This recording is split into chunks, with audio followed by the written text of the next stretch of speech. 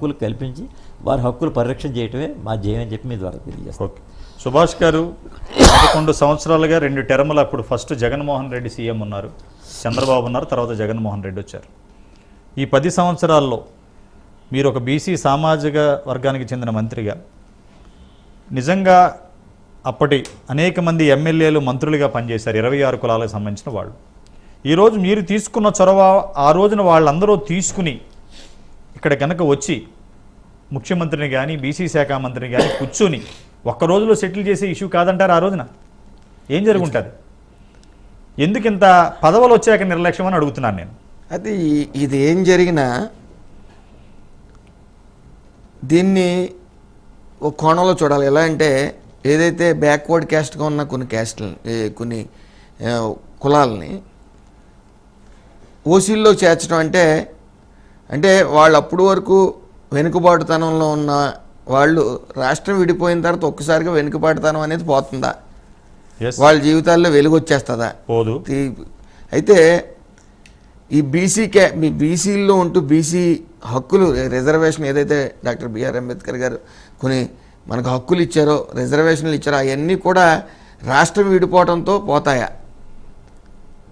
అంటే ఒక్కసారిగా ఈ యొక్క టీఆర్ఎస్ ప్రభుత్వం అసలు అది ఆయన పాలన ఆయన ఏమనుకుంటే అది ఇంప్లిమెంట్ చేయటం, నైట్ ఎవరేం చెప్తే అది చేయటం ఒక ఎత్తు అయితే, ఈ 11 సంవత్సరాలు కూడా ఎన్ని పోరాటాలు చేసినా కొంతమంది కమిట్మెంట్తో ఉన్నవాళ్ళు, సత్యనారాయణ గారు లాంటి వాళ్ళు కానీ చాలామంది ప్రశ్నించే వాళ్ళు ఉన్నారు కాబట్టే, ఇంకా ఈ సభ్య సమాజంలో చాలామంది ఉన్నారు కాబట్టే ఈ ఇష్యూ నలుగుతూ వచ్చింది. కొంతమంది ఈ పార్టీల ముసుగులో వాళ్ళకి బయటికి రాలేక వెనకబడుతాను. ఇప్పుడు జగన్మోహన్ రెడ్డి టీఆర్ఎస్ ఒకటి కాదు, వాళ్ళు రారు, ఇప్పుడు కూడా రారు, వాళ్ళు ఎవరో ముందుకు రారు. ఎందుకంటే ఈయన కోపం వస్తుంది వాళ్ళు వస్తే. ఆ టైప్లో గతంలో ఇద్దరు ఒక మాట మీద వెళ్ళేవారు. ఏదేమన్నప్పటికీ జరుగుతున్న అన్యాయాన్ని ఈ ప్రశ్నిస్తూ రావాలి. అలాగే ఆయన ఏదైతే హామీ ఇచ్చారో ఆ హామీని నిలబెట్టుకోమని చెప్పి మేము చెప్పడానికి వచ్చాం. ఏదేమన్నప్పటికీ ఈ అనేక బాధలు ఈ ఓసీల్లో కలపడం వల్ల అనేక బాధలు, ఈ ఎంబీబీఎస్ సీట్ రాకపోవడం కానీ, ఈ విద్యలో వెనకబడతనంలో పూర్తిగా రిజర్వేషన్లకు దూరం అయ్యి ఈ కొన్ని కుటుంబాలు చిన్నభిన్నమయ్యి మరి వాళ్ళు ఫీజులు కట్టుకోలేక అనేక ఇబ్బందులు పడతా ఉన్నారు. ముఖ్యంగా చదువు విషయమే తీసుకోవాలి. మనం ఎవరన్నా సరే కుటుంబం కానీ కొన్ని కుటుంబాన్ని బాగుండాలంటే ఎడ్యుకేషన్ అనేది ప్రధానం. మరి దానికి దూరం చేస్తూ చాలామంది అనేక అవస్థలు పడతా ఉన్నారు. దాని నిమిత్తం ఈరోజు సత్యనారాయణ గారు కానీ మేము కానీ రావడం జరిగింది. మా వంతు మాకు కొన్ని బాధ్యతలు ఉన్నాయి.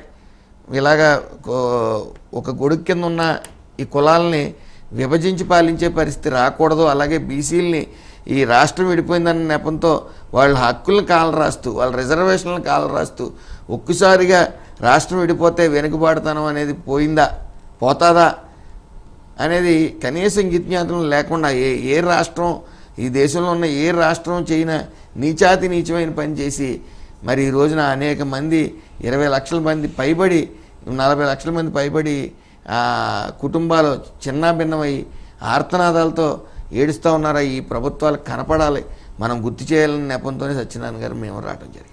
సుభాష్ గారు, ఒక విషయం చెప్పండి. బీసీలు బలాన్ని తగ్గించాలి తెలంగాణ భూభాగంలోని కుట్ర కోణంతో 26 కులాలని తీసేశారంటే ఏమంటారు మీరు? ఖచ్చితంగా ఒప్పుకోవాలంటే ఇది ఏదైతే టీఆర్ఎస్ ప్రభుత్వం ఉందో దానికి వైఎస్ జగన్మోహన్ రెడ్డి పార్టీకి సేమ్ ప్రిన్సిపల్స్ అన్నీ ఒకటే. ఓకే. ఈ కులాల మధ్య కుంపటి పెట్టడం, దాని ద్వారా ఏదో లబ్ధి పొందుదామని చెప్పి చేయటం, ఇదే నిరంకుశ పాలన ఆ ప్రజలు గమనించారు కాబట్టే ఆయనకి ఈయనకి స్వస్తి పలకడం జరిగింది. స్వస్తి పలకటం ఘోరాతి ఘోరంగా పలకటం జరిగింది జగన్మోహన్ రెడ్డి. ఈ జగన్మోహన్ రెడ్డి అక్కడున్న బీసీలను ఉద్ధరించడం మానేసి అక్కడ నా బీసీలు, నా ఓసీలు, నా ఎస్సీలు, నా ఎస్టీలు అని చెప్పి వెన్నుపోటు పొడిచి మరి ఎక్కడికి వచ్చి మళ్ళీ బీసీలను చేర్చండి అని చెప్పడం, మళ్ళీ ఆయన చేరుస్తానని మాట ఇవ్వటం, ఇవన్నీ పొలిటికల్ డ్రామా. ఏదేమన్నప్పటికీ ప్రజలు గమనించారు కాబట్టే వాళ్ళు స్వస్తి పలకడం జరిగింది. ఈ యొక్క బీసీలను ఓసీల్లో చేర్చడం అనే చరిత్రలో, బీసీలకు అన్యాయం చేసిన చరిత్రలో ఎప్పటికీ కేసీఆర్ చిరస్థాయిగా ఒక రాక్షసుల్లాగా ఉంటాడని చెప్పి మనం భావించాం. ఇప్పటికీ ఆ ప్రభుత్వం ప్రతిపక్షంలో ఉన్నా కూడా ఇంకా చేసిన పాపాన్ని వాళ్ళు కడుక్కోకుండా ఇంకా ఇప్పుడు కమిషన్ ముందుకు వచ్చాక అక్కడక్కడ కూడా కొన్ని ఆ నెగిటివ్ మెసేజ్లు కూడా వినపడుతున్నాయి. సత్యనారాయణ గారు, ఇటువంటి ప్రాంతీయ